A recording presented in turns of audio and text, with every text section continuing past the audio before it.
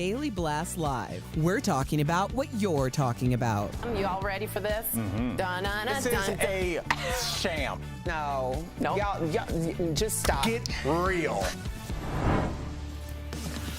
Donald Trump has been indicted again. Welcome to DBL, this time in Georgia. He is facing 13 charges, including racketeering, soliciting a public officer to violate his oath of office, conspiring to commit forgery, and conspiring to file false documents. Now, Trump wasn't the only person charged. 18 other people were also indicted, including some of his closest allies, like his former personal counsel, Rudy Giuliani, former White House Chief of Staff, Mark Meadows, lawyers John Eastman, Sidney Powell, and 14 others. So the indictment was brought by the district attorney in Fulton County, Georgia. Her name, Fani Willis. Get to know her after more than 2 years of an investigation. Here is what Miss Willis said about it last night. The indictment alleges that rather than abide by Georgia's legal process for election challenges, the defendants engaged in a criminal racketeering enterprise to overturn Georgia's presidential election result. Now, Trump and his campaign have responded, calling this another witch hunt and saying, quote, they are taking away President Trump's First Amendment right to free speech. Now, for more on this, we're joined by everybody's favorite veteran trial attorney, Mark Eiglarsh. Mark, thank you so much for being here. We need you, buddy. My pleasure. My pleasure. So glad he got indicted again solely because I get to see you guys. And that cute goatee. You see that? He's got a cute little haircut, What's too. going on? It's the indictment hair. All right, let's all focus. Let's all focus. Okay. All right, Mark. I think you're adorable, too, but let's get to the business, all right? So this is Trump's fourth indictment. This one is 99 pages long. So what are your takeaways after reading it? Wow, extremely detailed. And again, as a criminal defense attorney, we start off with the presumption of innocence, don't know if any of it's true and or can be proven. That said, assuming they do have the evidence to prove what they're alleging, wow. I mean, 161 detailed, overt acts which they allege support the conspiracy that they not only didn't accept the election, they took steps in furtherance of committing acts of fraud, which included perjury and forgery and theft towards this criminal enterprise that Donald Trump led. All right, Mark. Well, I was so happy when I saw you were going to be here because you can break this down for us. Now, Trump is being charged with racketeering, which I think I can speak for most of us. We only heard that word when we watched Goodfellas for the first time. Or Narcos, right? I was like, it's usually aimed at organized crime. So what is it and why does it apply in this case? Unfortunately, they've expanded the definition. And I say unfortunately because they've used it against my clients where they, in this case, they're trying to allege essentially he's the John Gotti or Al Capone of the election fraud world, And, that's not, I believe, what the legislators intended the statute to be used for. However, it doesn't mean it can't be used for this.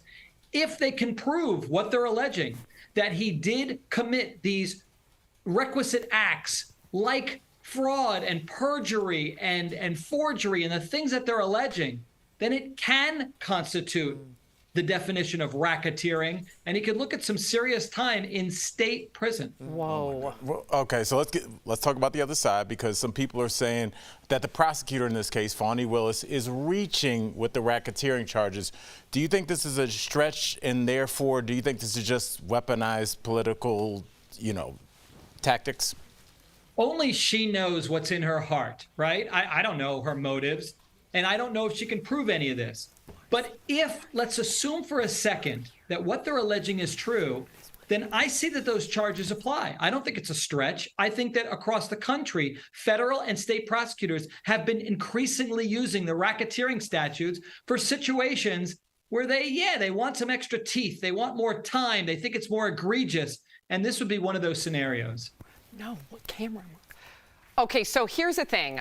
There's many people charged here. So let's talk about those other folks that are charged. What are they accused of doing? Well, a lot of the same stuff that he's accused of doing, committing certain acts that are unlawful, not just free speech. Understand that what we're saying is that it's more than just free speech. That's what she's alleging. If you just read this indictment, you'll see that there are, again, numerous acts that show conduct is being punished in conjunction with speech. Yes, they're going out and saying, or they did say, that the election was fraudulently conducted. That's not actionable. It's then doing the things that they're alleging, the conduct involved. And it's just we don't have enough time to go through everything, but there's a lot of conduct that's alleging, and they're all somehow culpable. They're all playing a role in this conspiracy. So my question was about free speech, and you sort of just answered it there. It's not the speech that he was saying, it was his actions that he took after the speech that was culpable. I have a separate question for you just off the cuff here. If he is convicted of these charges, Mark, because it's a state charge, does that mean he can't be pardoned by someone? I am glad you brought that up. A president can neither pardon himself or anybody else for a state offense. This and the case in New York are both state offenses. He lives with those outcomes, whatever occurs. The 2 federal cases, okay, in D.C. and South Florida, who knows what's going to happen there, and he might be able to pardon himself if he becomes president, but not with these 2 state cases. Thank you for that distinction. So, Mark, the prosecutor wants this case tried in 6 months. 6 months. Is that really realistic? And I want to win the lottery, and I want to be a permanent part of this wonderful Daily Blast Live team. Come on! You're But welcome. you know what? Mark. You can't get everything you want. You know what I'm saying? You guys are not coming to South Florida. I'm not going there anytime soon. And so, 6 months is unrealistic. I've tried these cases, and more realistically, a RICO, a racketeering case, 2 years, 3 years, 4 years, and that's without him having 3 other jurisdictions where he's got to answer to criminal charges. I think 6 months is completely unrealistic. I do.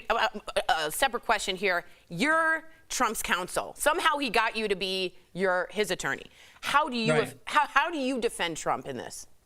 This is a hypothetical, and if I was playing that role, hypothetically, I would argue this is politically motivated, that what he was doing was just exercising his free speech, that he wasn't doing anything criminal, that he was merely challenging each and every person like Pence and or the Ruby, I forget her name, the one who was the part of the election group, that this wasn't criminal. He was just putting pressure and talking passionately. The problem is there are specific acts that, if proven, show that there is conduct and it's not just speech. Got it. Wow. Mark, thank you so much for joining us today. To learn more about Mark and his goatee, or if you have a legal question, check out his website, speaktomark.com, or just scan this QR code. It'll bring you right there. You can also pick up Mark's book, Be Happy by Choice. I tell you this personally, he has helped many people, including myself, wherever books are sold. And you. And me. He's amazing. Amazing. We appreciate you, man. We really do. Coming up on DBL, shocking claims from Michael Oher, the inspiration for the Blind Side movie.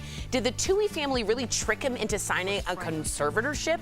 And reality TV star Casey King is sharing how he lost nearly, get this, 600 pounds. It's an inspirational story you don't want to miss.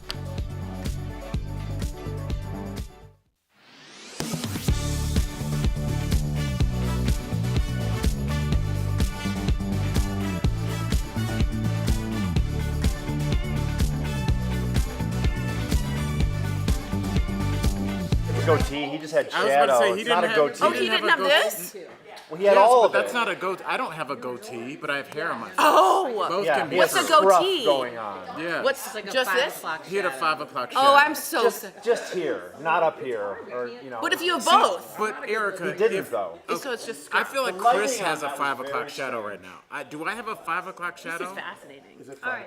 The lighting was very strange on him. Yeah. It made it look like he had half a beard. Yeah, well, because I think there's a window on one side. Thank you. I think Yeah, the I 5 don't- o'clock shadow is like a very Sam. Does Chris have a 5 o'clock shadow, or do I? I feel like I just have hair on my face. Chris has a 5 o'clock shadow. You both have a 5 o'clock shadow in my book. I have way more. I agree. Really? A little longer. I thought I have. Got a few more days on it. But I just think That's insane. Right. I've never heard I that. think I do They can do think whatever they want. that That's both of you look like yours looks like a little bit of scruff, but I still would call that a shadow. Okay. His is definitely a But I thought 5 shadow. o'clock was like you shave that morning and that's the hair that's there at 5 o'clock. 300 million. Do you think I grew this in the morning? I was Okay, like, Sam's done with my 5. I'm I'm gonna like, get to the bottom man, of he's really of making 5 me think o'clock. about something that I I feel like Anthony perpetually has a 5 He o'clock. has a goatee. No, Anthony, Actually, I think it's more of a Van Dyke. Anthony, I walk in and he'll just shave like for no Goatee reason is out of just the blue. but they call this a goatee even though it's really a Van Dyke. Can I ask you something though? Can you have a goatee and a scruff? No, a goatee is just around So your mouth. just This, What Ira has. as I said, I believe what this is actually called is a Van Dyke. excuse me? Really quick. I think a goatee is just on the chin. So nothing there. Give me that. Connection. Me too. I think that's what everyone calls it.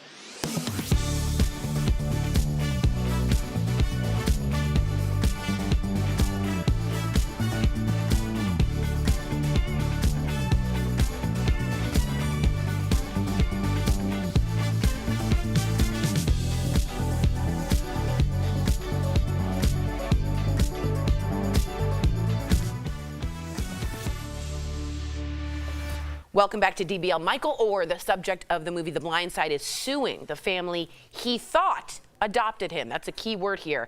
Sandra Bullock won an Oscar for the role of Leanne Tuohys, who took in Michael as a teen. But now Michael is claiming there was no Hollywood ending to his story after all. So on Monday, he filed a petition claiming the Tuohys family never adopted him. Instead, he claims he was tricked into signing a document making them his conservators. Michael also said he never made a cent from the movie, but that the Tuohys have continued to profit from his story. Sean Tuohy told a local paper in Memphis that the family never made any money off the movie. That's not the picture you want to post when you're saying that. I know. He looks like the Hearst family. He added that they love Michael at 37 just like they loved him at 16. Does Chase, JP Morgan Chase, does your account know about love? Or does it know about money? I don't know. You shut the whole I'll go room up try and now. deposit some later. But if we're telling the Erica Cobb story and I make money and put it in my account, I'll give you some love, Erica.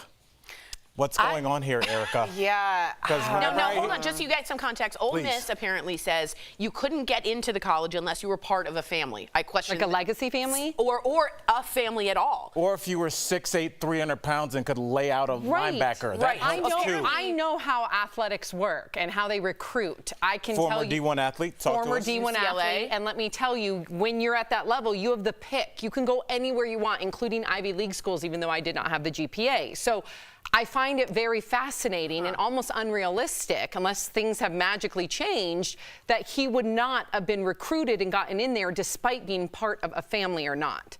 I would agree with you. I also want to let you know The Blind Side has made $300 million at the box office. He claims the movie paid the Tuohys and their 2 children $225,000 plus 2.5% of the film's net proceeds. Excuse me. What, do we know what that added up to? No, but it's a lot. And he said he never made a cent from the movie, not once. Yeah, well, first of all, we know that clearly this was a family who had some means before this. Very much so. So just talking factually, obviously this family had means, which makes me question why they would ever profit from it In the first place.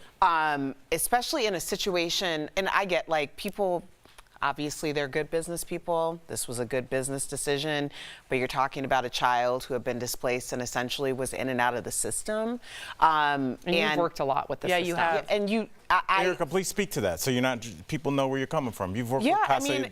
Yes, I think that when you are talking about children who end up in the child welfare system, they have already been forgotten about. They have already been used or manipulated, and they're vulnerable. They're some of our most vulnerable people. Yeah, right. And the idea that even if there was an opportunity for you to make this young man better and to give him a leg up in the world, that you would benefit from that in any way other than having the love and support of someone who's now a permanent part of your family. And that you thought adopted you? He found out he Yeah. wasn't adopted, Erica, in February of this year. Why not at least be transparent about that? So that's what he wants, Sam. He wants a full accounting of the money that the Tuohys have earned, to be paid his fair share of the profits, as well as punitive damages. I think he has a case here, a strong case. I mean, I smell forensic accountant all over this to figure out where that money went. Yep. But, you know, getting past all that nerd stuff, just wouldn't you be embarrassed if you had made money?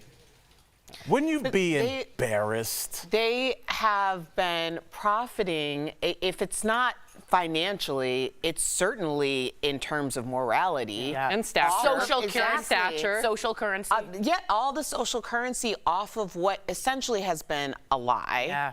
And we know that a lot of points in this movie weren't factually based, Right. but no one really takes that into account. So how much has this bettered them versus what it's done for him? I think that he has every right to take his narrative back. I agree. And talk about that. I agree. He also said that he knew a lot more about football than the film portrayed him as not knowing anything about football, which was insulting as well. So wanted to get that out there. We'll be right back.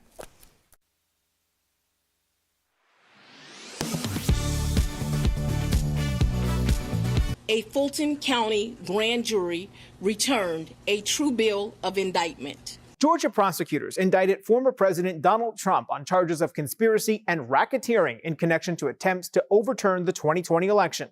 This is the former president's second indictment in state court, and soon after the case was unsealed, some people began searching online about whether Trump could pardon himself in the state cases if he's reelected as president.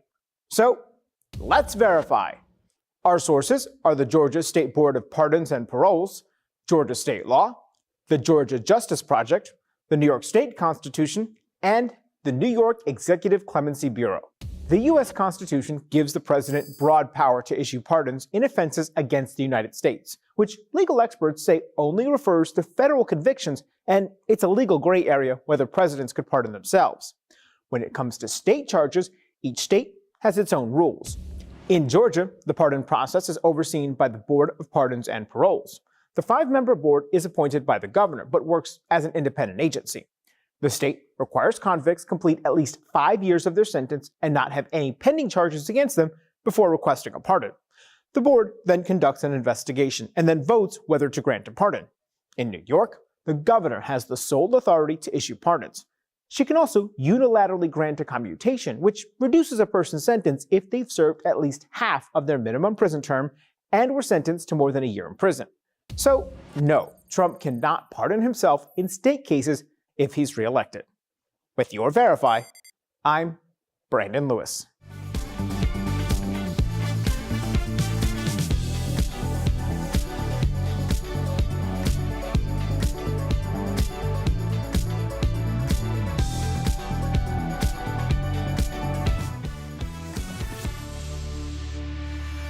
Welcome back. Our next guest spent the majority of his life overweight and thought he would eat until he was dead. But a wake-up call forced him to change his life. Earlier, we spoke with Casey King. Weight has always kind of been this thing that I had like looming over me since I was born. And then after high school, I was just a fat guy and then got bigger and bigger and bigger. At my heaviest, I was 823 pounds. Casey decided to make a change in his life after the birth of his nephew and a warning from his doctor. You're gonna die. Your life is gonna end. I mean, life sucks, but I didn't want it to end. The way I lost weight was eating a little better, drinking a little better, and then increasing my activity level, but also getting better sleep. Then he was presented an opportunity to join a TLC show to help him lose more weight. It would involve getting stomach surgery, and then they would just kind of like document your weight loss. Casey continued to lose weight after being on the show. Dieting a lot more, eating a lot less. I got hardcore into hiking and like walking. Someone called me cute, and I was like, oh my God, imagine if I just kept losing weight. After losing nearly 600 pounds, Casey is ready to live the life he once dreamed of. I didn't have a life, and now I don't stop living. Yep. Wow. Yeah. Casey joins us live right now to tell us more about his weight loss journey. Casey, you said your weight was something you've dealt with since you were born. So what led to your weight gain? I never really felt like a part of normal people. I was always chubby or overweight. I probably lacked some social and developmental skills, and then just boredom, being alone, and then coping with it all emotionally and just eating a lot. Yeah. Casey, I got to say something, break the fourth wall here. I was watching your face while we were watching that package, and you were even getting a little emotional about it. So were we. We're so proud of you, man. Yeah, we are. You were 823 pounds at your heaviest. I know this sounds like a weird question, but looking back, do you have any regrets for letting yourself get that heavy? So, you can't really appreciate where you are now if you don't appreciate and look forward to where you came from. I would never tell someone as good advice to get to that kind of size or anything, but the person I am today, who I like a lot, is because of who I was back then. And my whole journey and process of becoming who I am today, which I have some things to work on. I'm only me today because of who I was and where I came from. And you have to learn to appreciate your past to appreciate where you are now. That is that makes beautiful. sense. In any journey, totally makes sense. Yes. Absolutely. I'm just, and I don't want to go off on a tangent here, but I saw, that you're holding back a lot of emotion. It makes me wonder, have you taken time to really appreciate the hard work you've put in? Great because question. you were kind of turning your head a little bit. And I want you to stare at yourself, brother. You have done an incredible amount of work. Yeah, more than man. most people Yeah, will ever do. absolutely. Bravo. And you have to face that and accept the positive too. We're really proud of you here. We're all feeling you, man. I appreciate it. It's a hard thing. I mean, I probably should do some therapy and counseling and work through a lot of things. I'm an emotional guy. Good. I don't diminish anything other people have done because of the crazy amount of weight I've lost. It's not an everyday thing, but I just wanted to live. Casey, thank you so much for sharing your story with us on DBL today. great. To our viewers, I know you want to. You can follow Casey on Instagram. His name is _CaseyKing_. You could also follow him on YouTube. I think counseling I bet you there's therapy going to would be some cute comments under I think there will be. I think there's going to be some mingling. There we go. DBL Nation. We'll be right back. Yeah. Thanks You are so much. awesome, man. Thanks, buddy. Casey.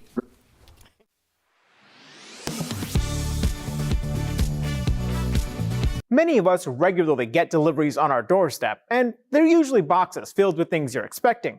One Verify viewer texted us to ask what to do if you get a package addressed to you containing something you never ordered. So, let's verify. Is it legal to keep unsolicited packages if it has your name and address? Our sources are the U.S. Postal Service, United Parcel Service, the Federal Trade Commission, and the Better Business Bureau. While this scenario of unsolicited deliveries may seem far-fetched, the Postal Service says it does happen. The most common examples are when a company or charity sends you a gift, like return address labels or stickers, in the hope that you'll buy from them or donate. All of our sources say you're under no obligation to do so.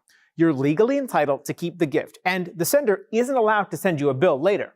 You can also mark it as return to sender, and the shipping company will send it back free of charge.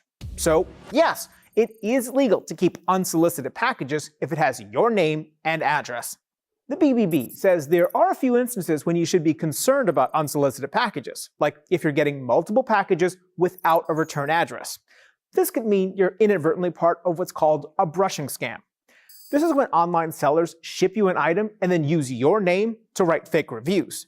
If this happens, notify the retailer and check your accounts with them to make sure someone isn't using your account to post reviews. With your Verify, I'm Brandon Lewis. Are you skeptical of headlines and what you see on social media? We are too. The Verify newsletter helps you distinguish between true and false information by answering your questions.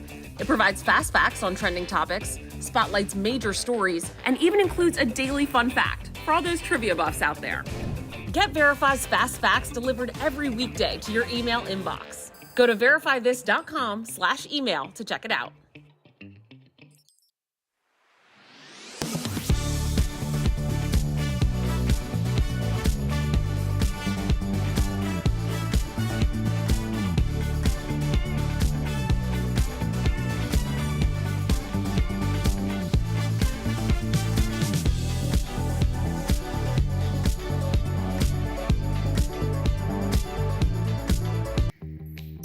Verify here with your fast fact.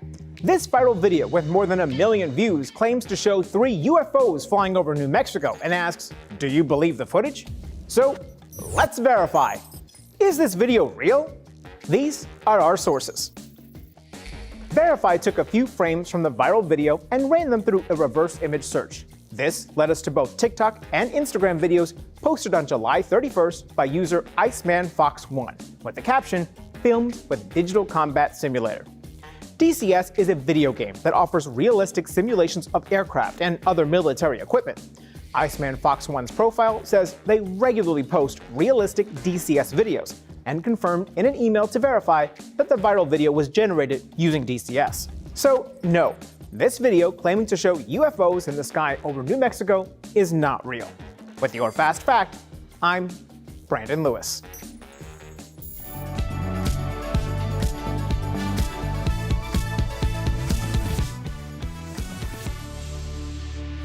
Welcome back. Get your shopping shoes on. We got some great products from Side Deal today. Check them out. Steph, what do you have for us today? Let's get shopping. Hey, Tori. Hi, DBL Nation. I am so excited to show you what we've got today. It's fabulous. Get ready to shop. Check out this. First up today, we have got the Beats Flex Wireless Earphones. So this deal includes 1 pair of earbuds available in 2 colors. We have got smoky grey and black, and normally they are $70. Ooh. Tori, we have got them, however, for $39.99. That's saving 43%. Now, next up today, we've got the self-cleaning bidet attachment by Dude Product. Oh my gosh, I love these. This deal includes 1 bidet available in black or white, and installation is super simple, as is its use. This has got adjustable pressure and self-cleaning nozzle.